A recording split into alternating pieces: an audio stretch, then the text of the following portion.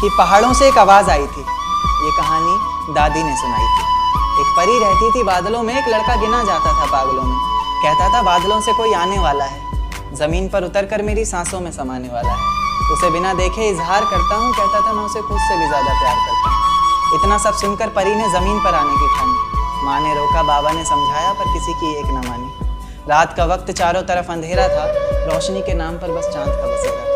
अब चांद से याद आया कि चांद की रोशनी भी तो फीकी पड़ जाएगी जब वो उतर कर मेरी छत पर आएगी। तो कहानी ने नया मोड़ लिया।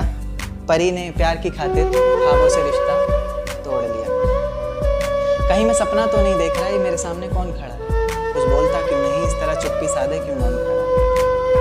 फिर उसने कहा कि माँ बाबा घर बार सब छोड़ दिया मैंने, बहुत ख्वाब सजाए थे, काफ़ी ऊंचा उड़ना था, सब तोड़ दिया मैंने।